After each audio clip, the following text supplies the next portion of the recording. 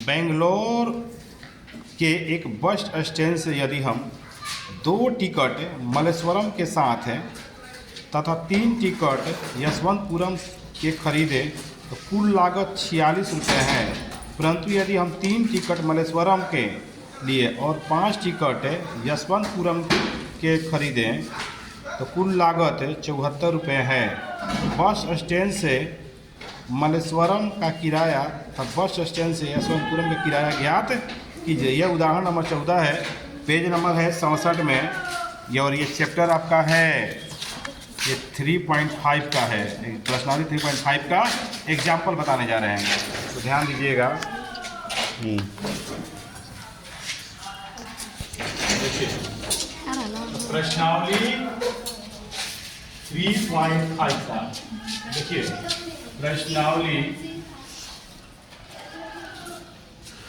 3.5 का उदाहरण number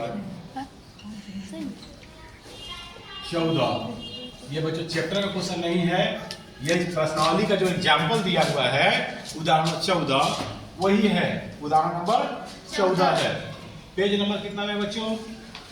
page number कितना मिल जाएगा? पेज नंबर 67 यानी 67 में। ठीक है, तो चलिए हम देखते हैं बनाने के लिए। कह रहा है कि बेंगलोर के एक बस स्टेशन से यदि हम 2 टिकट मल्लेश्वरम के 3 टिकट यशवंतपुरम के खरीदे तो 46 रुपये खर्चा हो रहा है। ठीक है, माना कि मल्लेश्वरम का किराया, मल्लेश्वरम लिखेंगे, माना कि मल्लेश्वरम का किराया, मल्लेश्वरम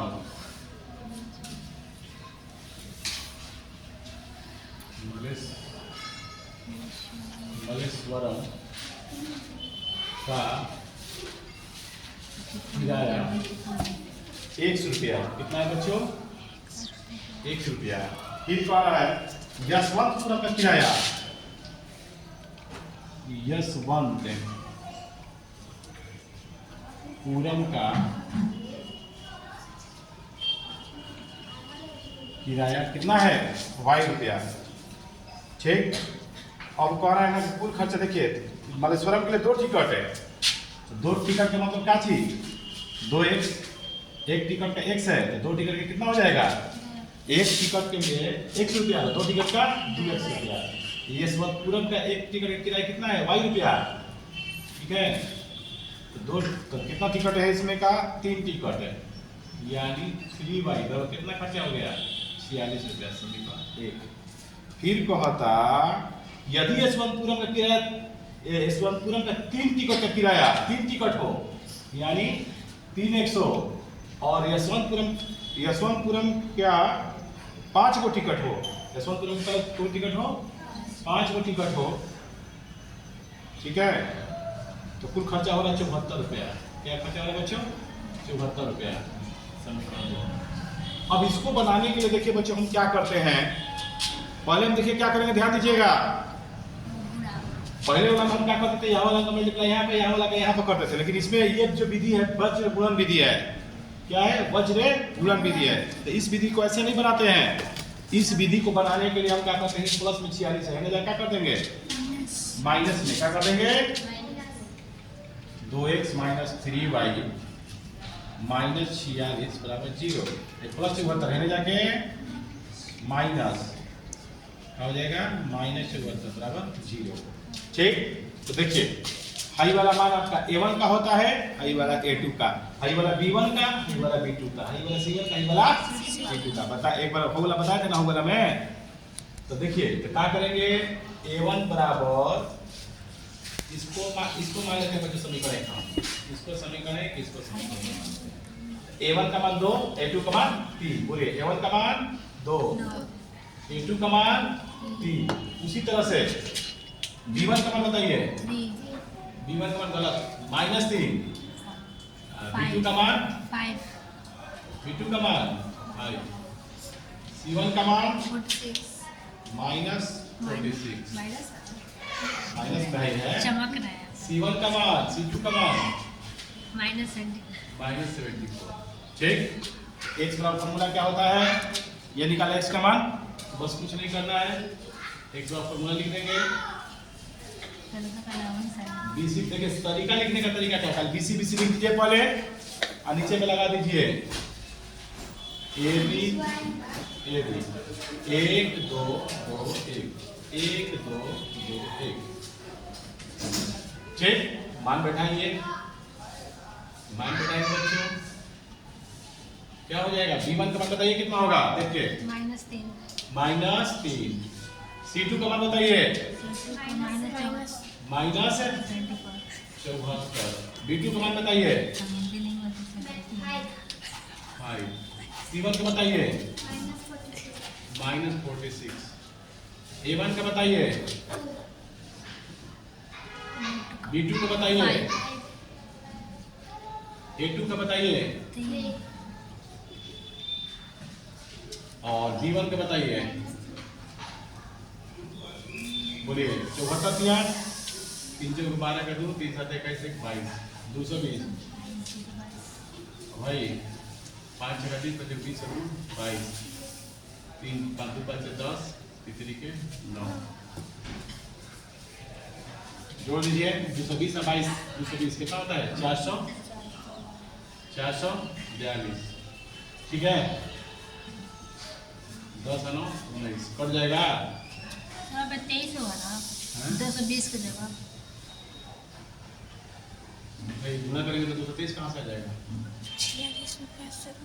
530 वहाँ पे नहीं है क्या? हाँ वहाँ पे तो जोड़ देंगे 300 200 कितना हो जाएगा 52।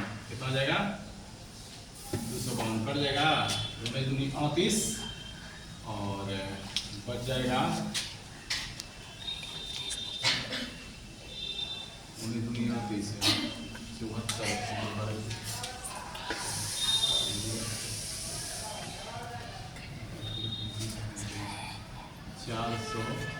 452 कटाएंगे,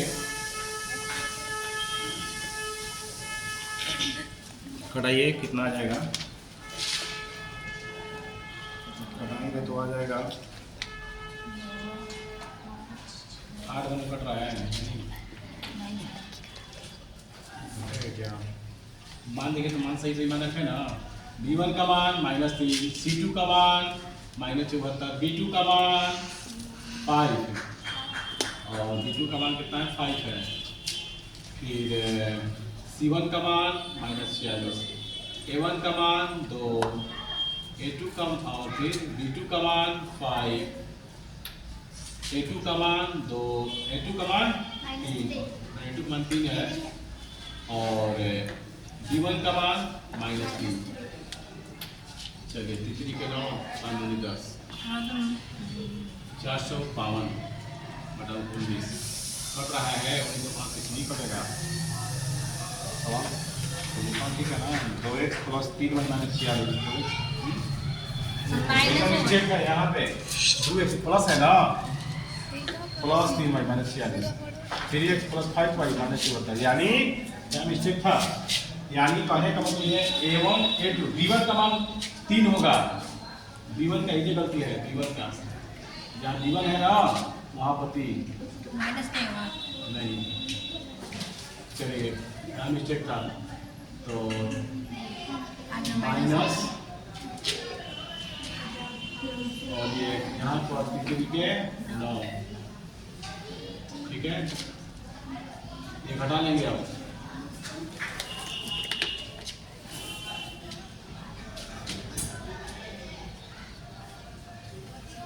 में से 222 घट गया, कितना बच जाएगा 8। 10 में हो गया 1, हमें सही घट जाएगा 8, हमें सही घट गया 1। एक से बराबर कितना हो गया 8, एक से बराबर कितना हो गया वाट। अब y का मान y का फॉर्मूला लिखेंगे, क्या होता है ये वाला देखिए CSA में लिख लेंगे। तरीका लिखने का तरीका आसान तरीका क्या है, ऐसे A2 A1 याद करके भुला जाइएगा। यहाँ पर क्या लगा देंगे 1 2 2 1 1 2 2 1 मान बैठाएंगे। C1 का मान बताइए -46, A2 का मान बताइए A2 का मान 3, C2 का मान -74 -74। हाँ, और नीचे वाला तो उसी हो जाएगा 2 गुणे 5 3 गुणे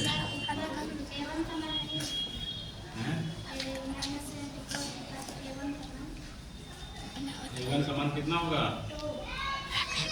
हो गया? मैं तो 3 6 के 18 के 8 3 6 के 12 है 1 13 129 माइनस माइनस प्लस 3 6 के 8 2 7 14 10 माइनस 9 घटाइए के 148 में से 129 गया, बोलिए 10 कितना हो गया? 10 में हो गया 1, यानी y का मान कितना गया? 1। y का मान कितना गया बच्चों? y का मान कितना गया? 10। 1 नीचे का हो गया? छिप गया। आंसर दो फॉर्म को आ गया बच्चों, यानी x बराबर 8 y बराबर 10। उसी तरह से आप इसको उतार लीजिए बच्चों। p के किन मानों के लिए निम्न समीकरणों के युग्म का एक आदित्य हल है। समीकरण दिया है 4x प्लस py बराबर 8 बराबर 0, और फिर दिया है नीचे में 2x plus 2y plus 2 equal to 0। चलिए बनाते हैं, ध्यान दीजिएगा। तो देखिए दिया है 4x प्लस py, देखिए 4x प्लस py प्लस 8 0, फिर 2x प्लस 2y प्लस, सीधा बैठो रिकॉर्डिंग चल रहा है उसमें तुम्हारा आएगा, देख लीजिए ये बात करती है ज़्यादा, ये लोग देख लीजिए। चलिए सचिका की जगह में बदल दीजिए। देखिए 2x प्लस